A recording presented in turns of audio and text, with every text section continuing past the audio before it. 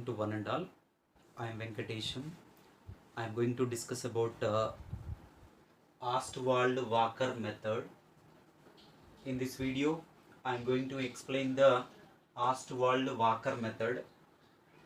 Here, Ostwald-Walker method is used to determine the relative lowering of vapor pressure in experimentally.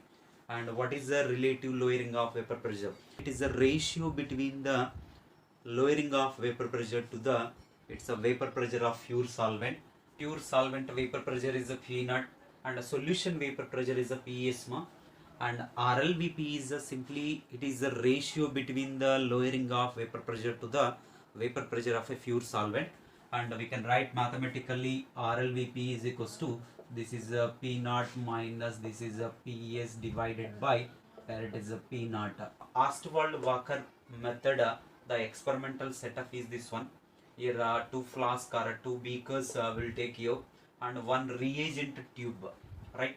And this is a delivery tube, L shaped delivery tube is connected to the solution flask, and this solvent flask and the solution flask are connected with this particular U shaped delivery glass tube, and again this solvent tube and the reagent tube are connected with again this L shape glass tube, right? So this is a experimental setup. A dry air or a dry gas is passing onto the solution flask, right? So this solution definitely it is having the certain vapor pressure, that vapor pressure as a VPS, and even the solvent also, pure solvent also having the certain vapor pressure, that is a P naught, right?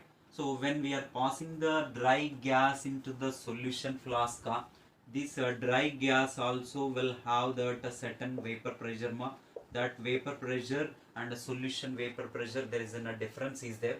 So this gas will absorb the sum of the solvent molecules in the solution, and this gas vapor pressure should be equals to the this particular solution vapor pressure until that this absorption of a solvent molecules can be takes place.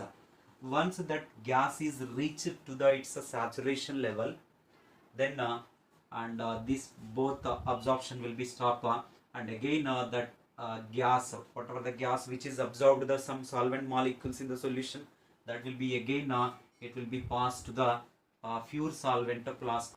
Here again it will absorb the sum of the solvent molecules in the pure solvent.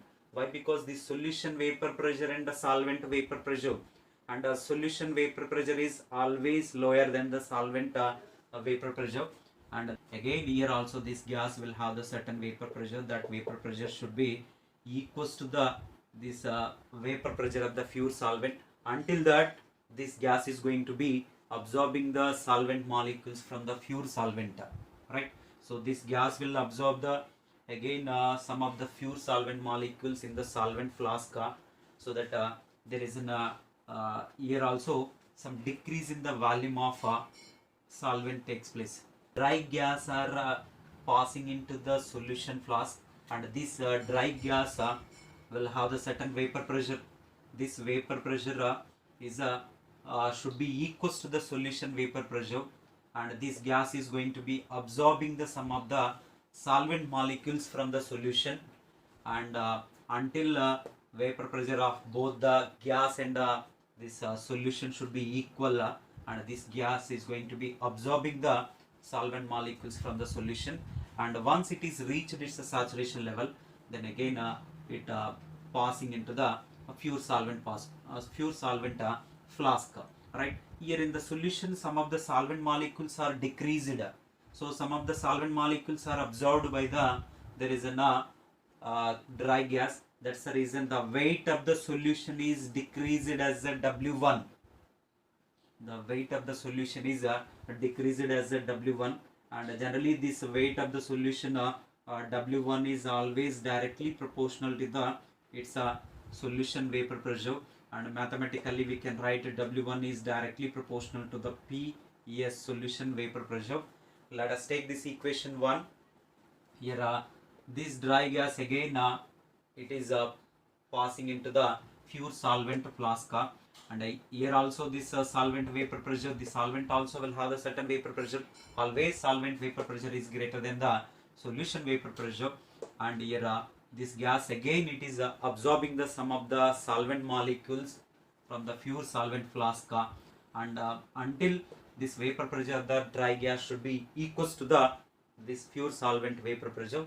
This kind of absorption takes place, right? So that here this pure solvent also, some of the solvent molecules are absorbed by the dry gas, so that there is a decrease in the weight of the, or loss in the weight of solvent takes place here. So here also the weight loss in the solution is a W1, the weight loss in the solvent is a W2. Generally this weight loss in the solvent is that is always directly proportional to the its a lowering of vapor pressure. I can write that is a P naught minus this is a PS. Let us take this is equation 2, right?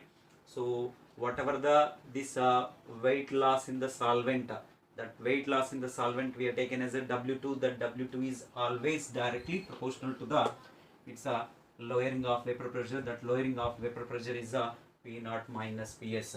So again this dry gas is passing into the reagent tube, okay, in the reagent tube, that whatever the solvent molecules are there, that solvent molecules are solvent vapors are absorbed by the reagent, which is taken, the some suitable reagent is taken in the reagent tube, and so that there is an increase in the weight of, because that excess amount of solvent vapors are absorbed by the reagent, so that there is an increase in the weight of this reagent tube takes place. This increase in the weight or a gain in the weight of reagent tube is taken as a here W3.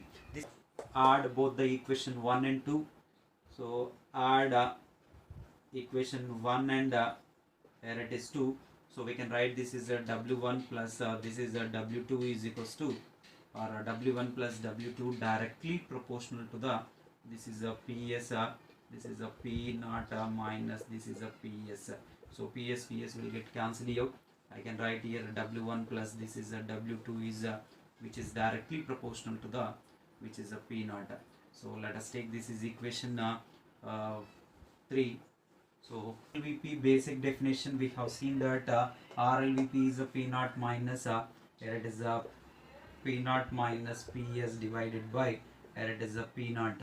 So here P naught minus PS is equals to, that is a W2 here W2, and this is a P naught is from equation 2 and 3. We'll write down this is a W1 plus here it is a W2. From this we can tell that W2 is there is a weight loss in the pure solvent, whereas the W1 is a weight loss in the solution, right? So we can write here RLVP is equals to weight loss in the pure solvent flask divided by weight loss in the solution plus weight loss in the it's a pure solvent. So this is a formula that can be helpful to find out its a RLVP experimentally through a Ostwald Walker method. Weight loss in both the solution flask and solvent flask, that will be gained in the reagent tube, right? There is a weight gained in the reagent tube is W3 is always which will be equals to the, this is a W1 plus W2. So that I can write here RLVP here RLVP is equals to, so here P naught minus this is a P naught minus PS divided by here it is a P naught is equals to, this is a W2 divided by this is a W3. So this W3 is I can write this is a weight gain in the reagent tube, W2 is a weight loss in the, this is a pure solvent flask, right? 7 grams of a solute are dissolved in 200 grams of solvent to prepare a solution. At a certain temperature, dry air is sent into a solution and solvent continuously. The loss in weights of containers containing solution and solvent are 0.975 grams and 0.025 grams. Calculate the molar mass of solute. So weight loss in the solution, that is a W2 is given as a weight loss in the solvent and the solution is given weight loss in the solvent W1 is the problem weight loss in the solution W1 is given as 0.975 grams. So here weight loss in the there is an solvent is given as a 0.025 grams. Okay, so even weight of solute W1 also they have given. W1 is given as a 7 grams, and molecular weight of solute M1 that is given as a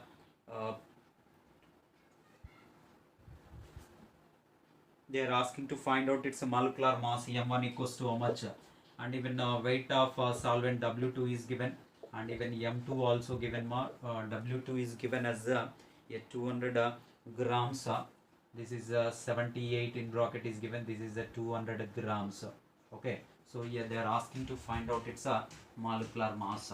So as all we know that according to the Raoult's law, here RLVP is equals to, so we'll get this is in mole fraction of solute x1, that is equals to, I can write here n2 divided by n1, that is equals to, so this is a simply it is a W2 divided by this is a W1 plus it is a W2 according to the Ostwald-Walker method. Here the n2 I can write down as this is a W2 by m2 into this is a m1 divided by it is a W1. So W2 how much is given, that is a 0.025 divided by it is a 0.0975 plus 0.025. Okay, so even W2 is given as this is a 200 or divided by this is 78 into M1 is given as we need to find M1 only, so this is a 7. Okay, so this is simply a 0.025. This will be equals to the 1.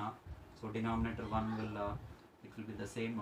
M1 is equals to, after simplification, this is a simply 100 grams you will get.